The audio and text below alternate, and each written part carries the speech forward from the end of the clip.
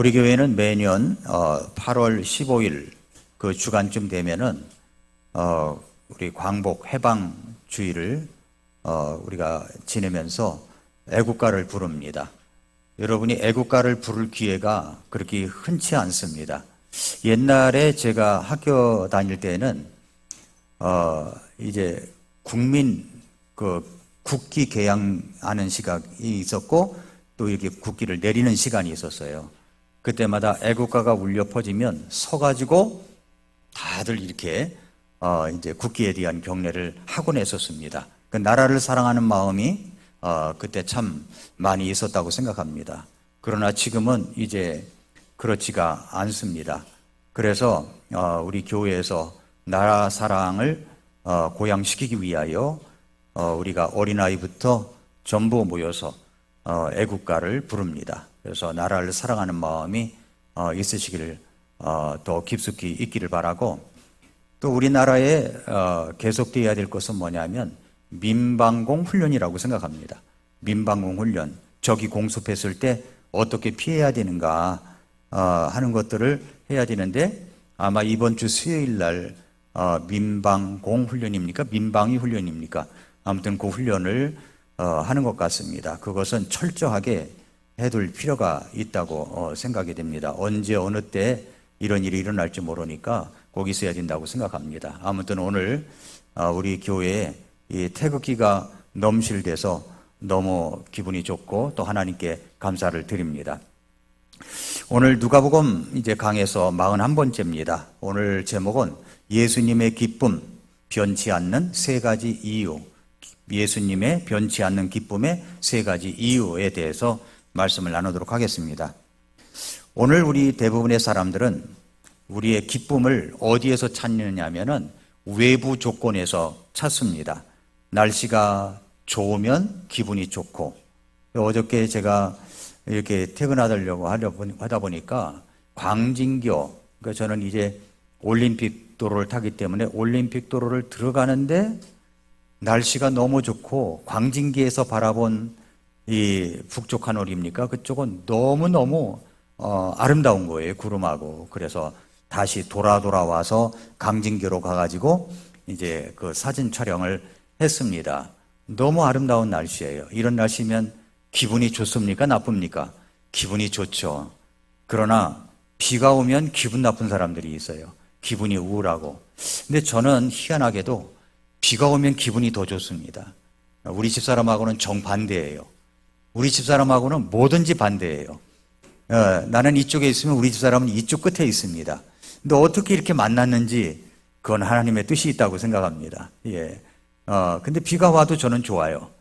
비가 오면 비가 오는 모습을 봐도 좋고, 빗소리가 참 좋아서 저는 언젠가는 한강 고수부지 주차장에 차를 대놓고 비 떨어지는 소리를 이렇게 들은 적도 있습니다. 예, 비가 좋아요. 근데 비가 오면 또 기분이 우울하고 이제 내리 깔리니까 여러 가지 어려움 속에 있는 분들도 있습니다.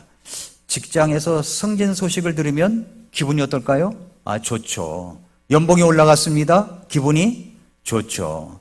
그러나 그렇지 않은 소식을 들으면 기쁘다가도 이제 뭐 고가 점수에서 점수가 낮았다든가 그러면 하루 종일 기운이 빠지고 기분이 안 좋습니다.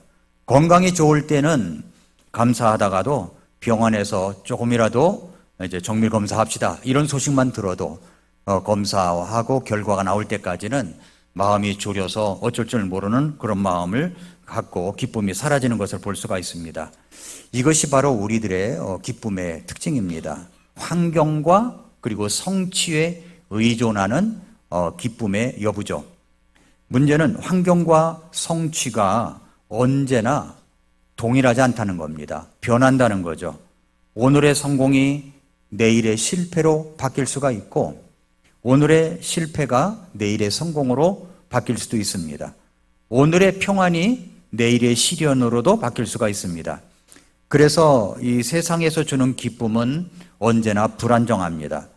그러나 성경이 말하는 기쁨은 그런 기쁨이 아닙니다.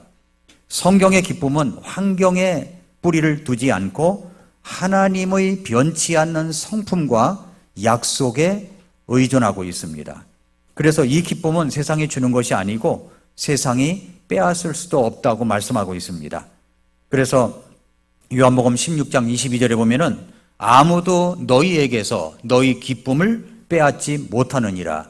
그것은 하나님이 우리에게 주신 기쁨입니다. 근데 오늘 본문 누가복음 10장 21절을 보면은 신약성경 전체에서 예수님에 관해서 말씀을 하실 때 기뻐하셨다라고 명시적으로 기록된 유일한 장면이 나옵니다. 10장 21절에 보니까 그 시각에 예수님께서 영 안에서 기뻐하시며 이르시되, 예수님이 아주 직접적으로 기뻐하신다고 하는 이 단어가 유일하게 여기 기록되어 있습니다. 이 기쁨은 인간적으로 보았을 때 예수님의 그때의 모습은 실패 같은 상황 속에서 터져나온 기쁨입니다. 예수님은 갈릴리 전역을 다니시면서 1년 이상 복음을 전하시고 병자를 고치시며 마귀들을 쫓아내셨습니다. 그러나 대부분의 사람들은 예수님을 거부했습니다. 그래서 사도 요한이 본 이스라엘 백성들의 모습을 가리켜서 요한복음 1장 11절에 그분께서 자기 땅에 오심에 자기 백성이 그분을 받아들이지 아니하였다라고 이야기를 합니다. 부활하신 후에도 갈릴리에서 남은 제자 수는 약 500여 명, 예루살렘과 유대에서 모인 신자는 120명 남짓. 고린도전서 15장 6절이나 사도행전 1장 15절에 나와 있습니다. 그 정도에 불과했습니다. 사람의 눈으로 보았을 때 이 정도 숫자는 실패처럼 보였을 것입니다. 그럼에도 불구하고 예수님은 뭐라고 말씀하시냐면은 성령 안에서 기뻐하셨다라고 기록되어 있습니다. 그 기쁨은 사람의 반응이나 눈에 보이는 결과에서 나온 것이 아니라 하나님의 변치 않는 계획과 은혜에서 나온 것이었습니다. 그렇다면 이제 우리에게 질문이 이것입니다. 우리 기쁨의 근거는 뭐냐는 거예요. 오늘 기쁨의 우리의 근거는 무엇입니까? 예수님은 무엇 때문에 기뻐하셨죠? 그분의 기쁨은 어디에 뿌리를 내리고 있었는가? 그리고 나는 무엇을 근거로 기뻐하고 있는가? 하는 질문을 던지면서 만약에 우리의 기쁨이 환경이나 사람들의 인정이나 사역의 열매에만 달려 있다면 그 기쁨은 쉽게 무너질 것이라는 것입니다. 그러나 예수님이 보여주신 기쁨은 환경을 초월한 영원히 변치 않는 기쁨입니다. 오늘 우리는 그 기쁨에, 예수님의 변치 않는 기쁨의 세 가지 이유를 오늘 본문을 통해서 찾아보도록 하겠습니다. 첫째로 하늘에 기록된 이름, 변치 않는 구원의 확신 때문에 기뻐해야 된다는 것입니다. 10장 20절을 보면 그럼에도 불구하고 그 영들이 너희에게 굴복하는 이 일로 기뻐하지 말고 오히려 너희 이름이 하늘에 기록되었으므로 기뻐하라 하시니라. 자, 70명의 전도팀을 보냈습니다. 그런데 70명의 전도팀들이 돌아와서 예수님께 사역 보고를 합니다. 근데 사역의 성공에 기쁨을 둔 제자들의 보고가 있었어요. 70명이 기뻐하며 다시 돌아와 이르되 주여 주의 이름으로 말미암아 마귀들도 우리에게 굴복하나이다. 17절에 그렇게 말씀했습니다. 그렇게 마귀들도 우리에게 굴복합니다 라고 이야기했을 때는 그 목소리에는 흥분과 성취감이 자리 잡고 있는 것을 볼 수가 있습니다. 그동안 예수님과 함께 다니며 하시던 일들이 이제 자기들에게도 나타난 거예요. 마귀가 쫓겨나고 병자가 고침을 받고 사람들이 복음을 듣고 반응합니다. 그들은 당연히 그것이 기쁨의 이유라고 생각했습니다. 그런데 예수님의 반응은 어떻습니까? 기쁨의 초점을 바꿔주십니다. 기쁨의 초점을 바꿔주셔요. 예수님의 대답은 그럼에도 불구하고 그 영들이 너희에게 굴복하는 이 일들로 기뻐하지 말고 오히려 너희 이름이 하늘에 기록되었으므로 기뻐하라 하시니라. 즉 사역의 성과와 능력의 역사에 기쁨의 중심을 두지 말라는 것입니다. 왜냐하면 그것은 변할 수 있는 것이기 때문입니다. 언제든지 변할 수 있어요. 성경을 보면 하나님의 종들이 때로는 위대한 부흥을 경험했지만 다른 때에는 거절과 실패를 겪었습니다. 엘리야 대언자를 보세요. 엘리야 대언자는 갈멜산에서 불을 내리시는 하나님의 권능을 경험했습니다. 850대 1의 싸움에서 승리를 거뒀어요. 그런데 이세벨이 뭐라고 얘기합니까? 이세벨이라는 여자가 너도 똑같이 내일 아침에 그렇게 되게 만들 거야 라는 이야기를 듣고 광야로 도망을 갔습니다. 그래서 차라리 죽는 게 낫다고 그렇게 이야기를 했습니다. 열왕기상 19장에 보면은 사도 바울은 어떤 도시에서는 수많은 회심자들을 보았지만 다른 도시에서는 돌에 맞아가지고 거의 죽을 뻔한 적도 있었습니다. 그러니까 사역의 성공은 일시적일 수 있고 사람들의 반응은 언제든 변할 수 있다는 겁니다. 그래서 예수님께서 그 기쁨의 초점을 바꿔주신 거죠. 오늘날 목회자나 성도들 중에도 기쁨의 근거를 다른 데 두는 경우가 많아요. 특별히 목회자들은 성도님들이 많이 왔다 라고 하면 기쁨이 되는 거예요. 저도 기쁘더라고요. 오늘 많이 오셨네. 감사하네. 또 슬플 때는 언제인지 아십니까? 많이 빠질 때. 이때는 왠지 모르게 슬프고 기운이 없고 그렇습니다. 또 하나님의 말씀을 전했을 때 성도님들이 아멘으로 화답을 하고 기쁨으로 받아들이면 기분이 너무 좋아요. 그런데 말씀을 듣고도 나갈 때 목사님 말씀이 복이 됐습니다. 한 사람도 그런 사람이 없으면 오늘 내가 설교 죽을 썼구나 하고 이제 돌아가는 길에 우리 집사람한테 그런 얘기를 합니다. 그럼 우리 집사람은 잘 알죠. 그러니까 기쁨의 근거를 어디다 두는 거예요? 기쁨의 근거 초점을 어디다 두느냐에 따라서 그게 달라지는 겁니다. 달라지는 거예요. 또 그뿐만 아니라 헌금이 많이 나오면 기뻐요. 아니 그 헌금을 내가 가져가는 것도 아닌데 그렇게 기뻐요. 그런데 이것이 이제 좀 어떤 때는 마이너스일 때도 있거든요. 그런데 그러면은 괜히 마음이 움츠려들고 내가 뭘 잘못했나 돌아보게 되고 이런 마음이 솔직하게 있습니다. 여러분도 그런 적 있으십니까?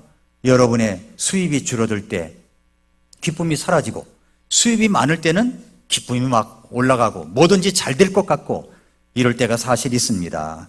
이 모든 것들이 저를 두고 하는 말 같아요. 저를 두고 기쁨의 근거를 그런 데 두지 말아라 하는 말씀을 제가 받습니다. 그리고 예수님은 우리 기쁨의 초점이 이런 가변적인 것들에 맞춰져서는 안 된다라고 말씀하고 있는 겁니다. 예수님은 뭐라고 말씀하십니까? 참된 기쁨의 근거는 첫 번째로 하늘에 기록된 이름 때문에, 내 이름 때문에 기뻐해야 된다는 그런 말씀을 우리에게 주시고 있습니다. 예수님은 기쁨의 초점을 하늘에 기록된 이름, 곧 구원의 확신으로 옮기게 하십니다. 하늘에 기록된 이름이라는 것은 하늘의 생명책에 기록하신 구원의 명단을 말합니다. 요한계시록 20장 15절에 누구든지 생명책에 기록된 것으로 드러나지 않은 자는 불호수에 던져졌더라. 그 생명책에 내 이름이 없다면 어디로 가는 거예요? 불호수, 꺼지지 않는 영원한 불호수에 내가 던져지게 된다는 겁니다. 그러나 내 이름이 하나님의 나라에, 하나님의 왕국에 생명책에 이름이 기록되어 있으면 나는 영원한 천국에서 주님과 함께 살게 되는 겁니다. 그러면 한번 여쭤보겠습니다. 여러분의 이름은 하늘의 생명책에 이름이 기록되어 있다고 확신하고 계십니까? 그렇다면 기뻐할 이유를 거기에 두는 겁니다. 기뻐할 이유를 히브리서 12장 23절에 하늘에 기록된 처음 난 자들의 총회와 교회와 이런 말씀이 있는데 이것은 절대 변하지 않는 기록입니다. 기록이에요. 하나님이 택하신 자의 이름은 결코 지워지지 않습니다. 우리의 영원한 생명은 어떤 누구도 빼앗아 갈 수가 없습니다. 사역의 결과는 변할 수 있지만 구원의 기록은 영원히 변하지 않습니다. 그래서 성도 여러분, 우리의 기쁨의 근거는 어디에 있습니까? 내가 하는 일이 잘 풀릴 때만 기쁘고 어려움이 오면 낙심합니까? 아니면 구원의 확신이 기쁨의 뿌리입니까? 구원의 확신입니다. 만약에 기쁨이 환경에 달려 있다면 환경이 무너지면 기쁨도 무너지는 거예요. 그러나 기쁨이 구원의 뿌리 내려 있다면 감옥에 있어도 실패 속에서도 기뻐할 수가 있게 되는 것입니다. 빌립보서 4장 11절과 13절을 한번 열어보세요. 빌립보서 4장 11절과 13절. 빌립보서 4장 11절과 13절은 사도 바울이 로마의 감옥에 있을 때 이 서신을 기록한 겁니다. 그런데 감옥 안에 있는 사도 바울이 감옥 바깥에 있는 빌립보 교회 성도들에게 기뻐하라고 이야기를 하면서 4장 11절부터 13절에 이렇게 말합니다. 내가 궁핍해서 이런 말을 하는 것이 아니니라. 내가 어떤 처지에 있든지 거기에 만족하는 것을 내가 배웠노라. 여기 내가 배웠노라에 표시를 해두세요. 내가 비천한 데 거하는 것도 알고 풍부한 데 거하는 것도 알아. 어디서나 모든 일 가운데서 배부르게 지내는 것과 배고프게 지내는 것, 풍부하게 지내는 것과 궁핍해서 궁핍하게 지내는 것을 다 배웠노라. 여기 다 배웠노라에 표시를 해두세요. 여기 보세요. 사도 바울이 어떻게 얘기합니까? 자기는 배웠고 배웠다고 얘기하죠. 11절 12절에 내가 배웠노라, 내가 지내는 것을 다 배웠노라. 이렇게 배우고 배웠습니다. 뭘 배웠어요? 비천한 데 거하는 것, 풍부한 데 거하는 것, 배부르게 지내는 것, 배고프게 지내는 것, 풍부하게 지내는 것, 궁핍하게 지내는 것, 그것을 다 배웠다고 얘기를 합니다. 다 배웠다고 이야기를 하면서 빌립보서 4장 13절을 이야기하는데 나를 강하게 하시는 그리스도를 통해 내가 모든 것을 할 수 있느니라. 모든 것을 할 수 있느니라. 라고 고백하고 있는 겁니다. 그러니까 저절로 그냥 나는 모든 것을 할 수 있어. 나는 할 수 있어. 할 수 있어. 이렇게 외친다고 되는 게 아니라 사도 바울은 11절과 12절에서 배우고 배웠기 때문에 그는 어떤 곳에서도 모든 것을 할 수 있는 능력을 갖게 되었다고 고백하고 있습니다. 로마의 감옥에 갇혀 있었고 자유도 재산도 없었으며 심지어 동역자들이 배신까지 경험했습니다. 그럼에도 그는 기뻐하라고 이야기를 합니다. 내가 다시 말하노니 기뻐하라고 이야기합니다. 왜냐하면 그의 이름이 하늘에 기록되어 있고 그의 구원은 영원히 빼앗길 수가 없었기 때문입니다. 예수님은 제자들에게 그리고 오늘 우리에게도 말씀하십니다. 네 기쁨의 이유가 환경과 성취에 있으면 오래가지 못한다는 거예요. 오래가지 못한다. 맞습니까? 여러분 직장만에서 들어갔을 때 얼마나 기뻤습니까? 그렇죠? 좁은 아파트에 살다가 좁은 지역에 살다가 전세 살다가 집을 구해서 들어갔을 때 얼마나 기뻤습니까? 여러분이 자동차를 처음 탔을 때 얼마나 기뻤습니까? 자동차를 더 좋은 곳으로 바꿀 때 얼마나 기뻤습니까? 얼마나 가나요? 그 기쁨이? 얼마 못 가더라고요. 얼마 못 가요. 저희 아파트에서도 어떤 분은요, 차를 얼마나 애지중지 닦는지 몰라요. 뭘 할 수 있습니까? 차 산 지 얼마 안 됐구나. 그러나 시간이 좀 지나면 기스가 좀 나도 뭐 그러니 새똥이 있어도 그러려니 다 그렇게 지내요. 왜냐하면 그런 기쁨은 다 사라져가는 거예요. 없습니다. 그런데다 목적을 두면 그런 그 차가 상할 때마다 기쁨이 달아나고 여러 가지 그렇게 기쁨이 있다 없다 되는 겁니다. 그러나 예수님의 기쁨의 첫 번째 이유가 뭐라고요? 생명책에 기록된 이름 때문에 기뻐하라 말씀하고 있습니다. 성도 여러분, 여러분의 이름이 영원한 불호수가 아니라 영원한 하나님의 왕국에 갈 수 있는 생명책에 이름이 기록된 것 때문에 기뻐하시기를 축복합니다. 예, 그것 때문에 기뻐해야 되는 거예요. 첫 번째 이유입니다. 두 번째는 뭐냐면 하나님이 선택하시고 보여주신 은혜의 기쁨이 있는 겁니다. 그것은 누가복음 10장 21절에 보니까 그 시각에 예수님께서 영안에서 기뻐하시며 이르시되 오 하늘과 땅의 주이신 아버지여, 아버지께서 이것들을 지혜롭고 분별 있는 자들에게는 숨기시고 아기들에게는 드러내셨음을 감사하나이다. 과연 그러하니이다. 아버지여, 그리하심이 아버지께서 보시기에 좋았나이다. 내 아버지께서 모든 것을 내게 넘겨주셨으니 아버지 외에는 아무도 아들이 누구인지 알지 못하며 아들과 또 아들이 아버지를 드러날 자 외에는 아무도 아버지가 누구신지 알지 못하나이다 하시니라. 자, 예수님이요 70인의 보고를 들으신 뒤에 성령님 안에서 기뻐하시며 아버지를 찬양합니다. 아버지를 높여요. 그래서 그 기쁨의 두 번째 이유가 뭐냐? 구원이 하나님의 전적인 주권과 은혜로 이루어졌다는 사실 때문에 기뻐하라는 겁니다. 이렇게 말씀하셔요. 아버지께서 이것들을 지혜롭고 분별 있는 자들에게는 숨기시고 아기들에게는 드러내셨다고 그랬죠. 이것 때문에 감사한다는 겁니다. 뭐 때문에 감사해요? 이것들을. 그래서 이것들이 뭡니까? 이것들은 하나님의 왕국의 진리, 구원의 복음을 가리키는 겁니다. 이것들을, 구원의 복음을 지혜롭고 분별 있는 자들에게는 숨기셨고 아기들에게는, 아주 겸손한 사람들에게는 드러내셨다고 말씀하고 있습니다. 여기 지혜롭고 분별이 있는 자들에게는 숨기셨다. 지혜롭고 분별이 있는 자는 단순히 학문적으로 똑똑한 사람을 의미하지 않습니다. 이 표현은 스스로 의롭다고 생각하며 자기 지식과 경험 그리고 종교적 업적에 의존하는 사람을 가리키는 겁니다. 예수님 당시 바리새인과 서기관들이 바로 이런 부류의 사람들이었어요. 그들은 율법과 전통에 이제 정통했지만 메시아 앞에 서 계신 예수님을 알아보지 못했습니다. 하나님은 이런 교만한 자들에게 복음을 숨기셨다고 말씀하십니다.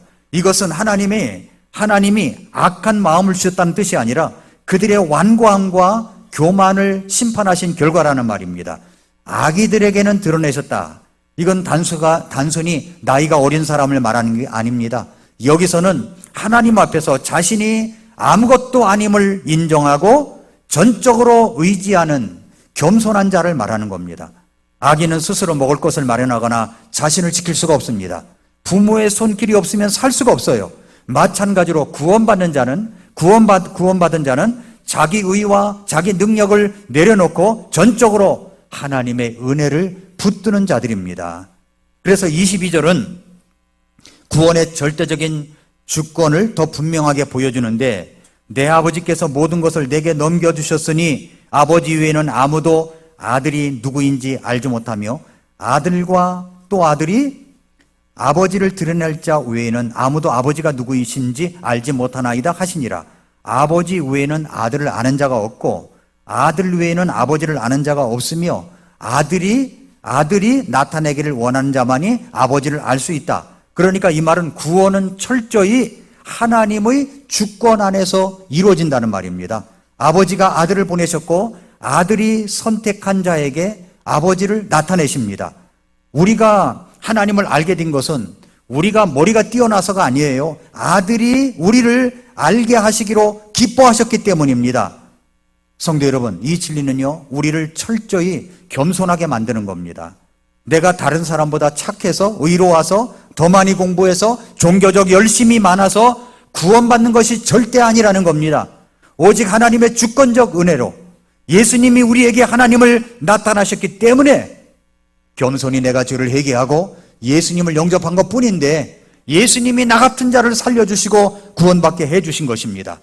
그러므로 우리는 자랑할 것이 아무것도 없는 거예요. 예수님의 은혜로 우리가 구원을 받은 겁니다. 오직 은혜를 자랑해야 되는 거죠. 은혜로만 우리가 구원받게 된 겁니다.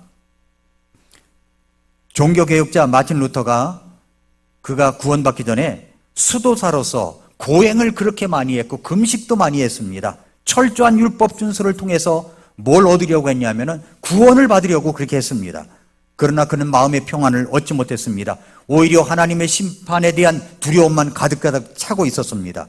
그러던 중에 로마서 1장 17절 의인은 믿음으로 살리라 이 말씀을 깨닫게 되었을 때 그의 눈이 활짝 열렸습니다. 그는 깨달았습니다. 구원은 전적으로 하나님의 은혜로만 되는 것이구나. 이걸 깨달은 그날 그는 완전히 자기 마음이 개혁이 되었고 그리고 종교 개혁을 일으키게 된 것입니다. 그 이후에 그의 기쁨은 자신이 한 행위가 아니라 하나님이 주신 은혜라고 하는 사실을 알게 됐습니다. 예수님의 두 번째 기쁨은 구원이 전적으로 하나님의 주권과 은혜로 이루어졌다는 사실입니다. 이 진리를 알 때 교만 대신 감사가 나오는 거예요. 감사. 불안 대신 확신으로, 낙심 대신 기쁨으로 살게 되는 겁니다. 그러니까 범사에 어떤 일이든지 은혜를 받은 것에 대해서, 나가 은혜로 살아가는 것에 대해서 감사하는 거죠. 감사. 이렇게 해도 감사, 저렇게 해도 감사. 지난 수요일날 저녁에 우리 전사님이 설교를 했는데 전사님이 어떤 일이든지 감사했다는 예화를 들어서 이야기를 하더라고요. 저도 마음속에 그래 나도 어떤 일이든지 감사를 해야지. 이런 일도 감사, 저런 일도 감사. 그랬더니 감사가 더 많이 나오는 거예요. 여러분, 모든 것이 전적으로 하나님의 은혜입니다. 믿으십니까? 우리는 은혜로 사는 거예요. 은혜로 산다는 의식, 은혜의식이 가득 차면요, 감사가 나오게 되어 있어요. 하나님 감사합니다. 감사가 나오지 않는 것은 자기 의의가 가득 차 있기 때문에 그런 것입니다. 그러므로 우리는 은혜 아니면 서지 못하는 겁니다. 은혜 아니면 아무것도 할 수가 없어요. 은혜가 가득 차면 감사가 있다. 이것 때문에 기뻐해야 된다. 예수님께서 지금 두 번째로 그 말씀을 하시고 있습니다. 마지막 세 번째입니다. 마지막 세 번째는 성경의 약속이 눈앞에서 이루어지는 것 때문에 기뻐하라는 겁니다. 23절, 24절 보니까 또 그분께서 자기 제자들을 향해 돌아서서 은밀히 이르시되 너희가 보는 것들을 보는 눈은 복이 있도다. 내가 너희에게 이르노니 많은 대언자들과 왕들이 너희가 보는 그것들을 보기 원하였으나 보지 못하였고 너희가 듣는 그것들을 듣기 원하였으나 듣지 못하였느니라 하시니라. 이게 무슨 말이냐? 예수님은 제자들을 은밀히 따로 불러내셨습니다. 그리고서 이야기하셨습니다. 뭐라고 그랬냐면은 이제 예수님이 지금 하시는 말씀이 매우 개인적이고 특별한 의미가 있음을 보여주는 거예요. 왜 그러냐면 은밀히 이르시되 그랬지 않습니까? 은밀히 이르시되. 자, 예수님께서 제자들에게 은밀히 말씀하셨던 것을 우리가 지금 듣고 있습니다. 예수님이 제자들을 따로 불러가지고 은밀하게 이야기했던 것을 우리가 지금 알고 있는 겁니다. 은밀하게 말씀하셨던 것을 알고 있는 거예요. 뭡니까? 이것은 공중에게 하신 말씀이 아니에요. 오랜 시간 함께하며 사역을 동역한 제자들에게 주신 친밀한 언어로 말씀하시는 겁니다. 예수님은 제자들이 지금 보고 있는 것, 듣는 것이 얼마나 복된 일인지 깨닫게 해주십니다. 너희들이 말이야 지금 보는 거 있지, 듣는 거 있지, 이게 얼마나 복된 일인지 몰라 라고 말씀하시는 거죠. 왜 그러냐면 구약 성도들은 그렇게 알고 싶어도 알지를 못했고 보고 싶어도 보지를 못했고 깨닫고 싶어도 깨달았지 못했다는 이야기를 지금 예수님이 하시는 겁니다. 많은 대언자들과 왕들이 너희가 보는 그것들을 보기 원하였으나 보지 못하였고 너희가 듣는 그것들을 듣기 원하였으나 듣지 못하였느니라. 여기서 대언자와 왕은 구약시대에 하나님의 약속을 받고 그 성취를 갈망했던 사람들을 가리키는 겁니다. 예를 들어서 아브라함 생각해 보세요. 아브라함, 요한복음 8장 56절에 보니까 너희 아버지 아브라함은 나의 날 보기를 기뻐하다가 그날을 보고 즐거워하였느니라. 그는 메시아의 날을 멀리서 바라보았던 사람, 아브라함이라는 거예요. 아브라함. 또 모세, 하나님의 보내실 한 대언자를 약속으로 받았지만은 그분을 직접 보지는 못했어요. 신명기 18장 15절에 보면은 주 네 하나님께서 네 한가운데서 곧 네 형제들 중에서 나와 같은 대언자 하나를 너를 위해 일으키시리니 너희는 그의 말에 귀를 기울일지니라 라고 말씀했는데 모세가 기록한 그 말씀 속에서 그분이 누구냐면 바로 예수 그리스도라는 겁니다. 다윗은 시편 110편에서 주의 기름 부음 받은 자를 노래했지만 그 성취는 보지 못했습니다. 이사야는 장차 오실 임마누엘 고난받는 종을 예언을 했지만은 그것이 실현되는 시대를 살지 못했습니다. 이들은 모두 약속을 믿고 살았지만은 메시아를 직접 대면하는 특권은 주어지지 않았다는 거죠. 히브리서 11장 13절에 이들은 다 믿음 안에서 죽었고 약속하신 것들을 받지 못하였으나 멀리서 그것들을 보고 확신하며 끌어안았고 또 땅에서는 자기들이 나그네와 순례자임을 고백하였다라고 말씀합니다. 자, 여기 제자들의 특권이 있는 거예요. 여러분, 지금 우리도 특권이 있는 겁니다. 예수님께서 제자들을 은밀히 불러가지고 이야기했던 내용을 지금 우리가 알고 있는 겁니다. 그러니까 얼마나 이게 놀라운 거예요. 예수님이 은밀이라고 그랬잖아요. 은밀히 말씀하신 것을 지금 우리가 알게 된 겁니다. 제자들은 지금 인류 역사에서 가장 영광스러운 순간을 맞이하고 있는 겁니다. 가장 영광스러운 순간이 뭡니까? 구약의 왕들과 대언자들과 하나님의 사람들이 예언했던 메시아 예수 그리스도를 이들은 지금 직접 보고 있고 듣고 있고 깨닫고 있다는 사실입니다. 약속이 실현된 것을 본 겁니다. 약속이 이루어진 것을 본 거예요. 이것 때문에 기뻐하라는 거죠. 예수님은 이 사실을 뭐라고 얘기냐면은 복이 있다라고 말씀하시는 겁니다.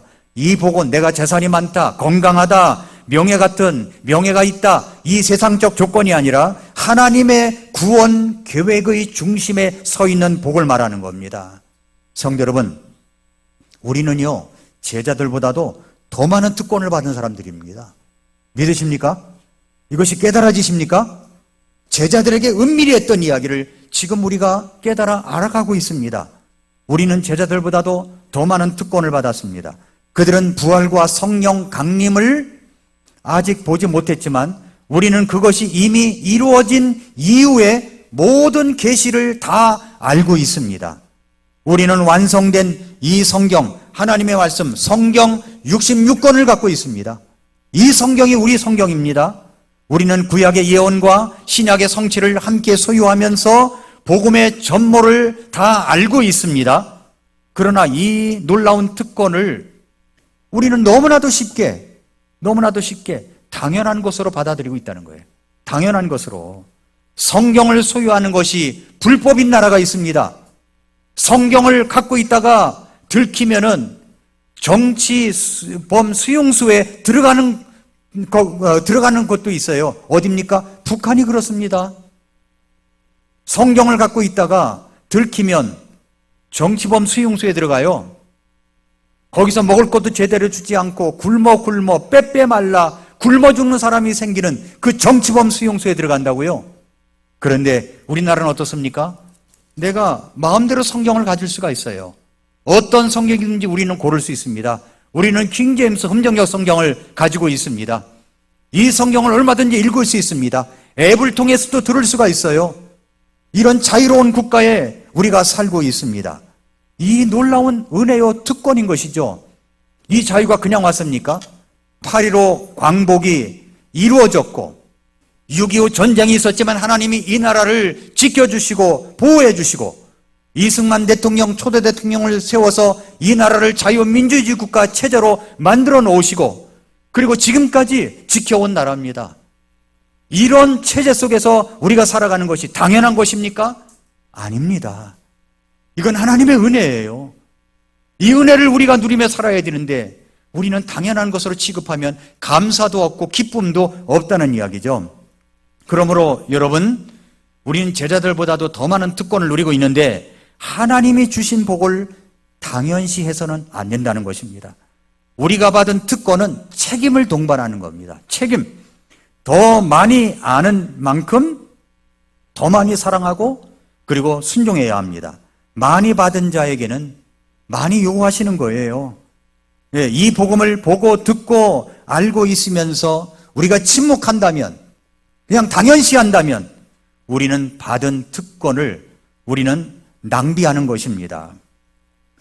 성도 여러분, 정말 우리는 이 성경을 갖고 있습니다. 여러분, 정말 어떤 나라에서는 한 성도가 이 성경을 갖고 싶어서 어렵게 성경 한 권을 구하고는 매 장마다 눈물을 흘리며 이 성경을 읽었다고 합니다. 우리나라에 극동방송국이 있고 아세아 방송국이 있어요. 극동방송 아세아 방송국은 밤중에, 아세아 방송국에서는 특별히 밤중에 성경을 읽어줍니다. 성경을 천천히 읽어줘요. 그러면 이것을 듣고서 받아 쓰는 곳이 있어요. 이게 북한에 있는 주민들입니다. 북한 백성들이 그렇게 성경을 받아 씁니다. 받아 써가지고, 그래서 받아 쓴 것이 모아가지고 그것이 가족 성경책이 되어서 읽어주고 나누고 그 복된 말씀을 몰래 숨어서 듣고 말하고 그러는 곳이 바로 북한입니다. 그러나 우리는 어떻습니까? 이 성경을 읽습니까? 이 성경이 은혜의 말씀이라고 내 마음속에 받아들이고 있습니까? 우리는 성경 수십 권을 책장에 꽂아 두고도 일주일에 한 번도 펼치지 않을 때가 있다는 것입니다. 제자들이 받은 특권, 그리고 오늘 우리가 가진 특권을 잊지 말아야 됩니다. 예수님의 세 번째 기쁨은 제자들이 구약의 성도들이 보지 못한 것을 보고 듣고 경험하고 있다는 역사적, 구속사적 특권이었습니다. 오늘 우리도 그 특권 안에 있습니다.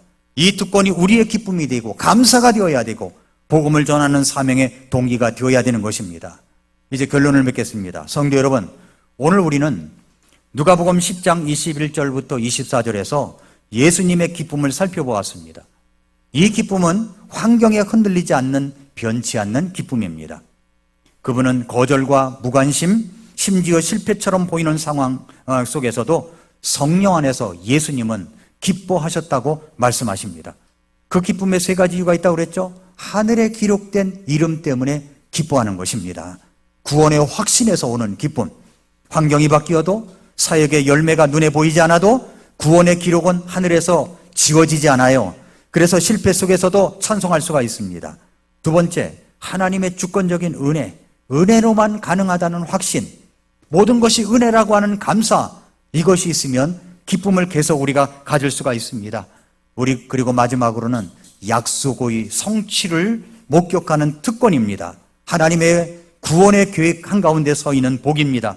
구약의 대언서와 그리고 왕들도 보지 못한 메시아를 우리는 알고 성경을 통해서 보고 경험하고 있습니다. 성도 여러분, 변치 않는 기쁨의 비밀은 예수님의 기쁨을 우리가 갖고 있어야 되는 거예요. 예수님의 기쁨은 환경이 아니라 영원한 곳에 뿌리를 두라고 말씀합니다. 그분은 사람들의 반응보다도 하나님의 계획을 바라보셨고 눈앞의 성과보다도 하늘에 확정된 약속을 붙드셨습니다. 우리의 기쁨도 여기에 뿌리를 내릴 때 흔들리지 않습니다. 성도 여러분, 환경이 바뀌어도 관계가 변해도 사역이 힘들어도 그 기쁨은 꺼지지 않습니다. 혹시 오늘 우리의 기쁨이 잘 되는 사업, 인정받는 자리, 사역의 성공에만 달려있다고 해서 거기에 내 기쁨에 어떤 이유를 두고 있지는 않습니까? 그렇다면 그 기쁨은 언제든지 무너질 수가 있습니다. 그러나 기쁨이 구원의 확신, 하나님의 은혜, 그리고 구속사의 특권에 세워져 있다면 그 기쁨은 어느 누구도 빼앗을 수가 없습니다. 그 기쁨을 소유하고 누리는 성도 여러분들이 되시기를 축복합니다. 기도하겠습니다.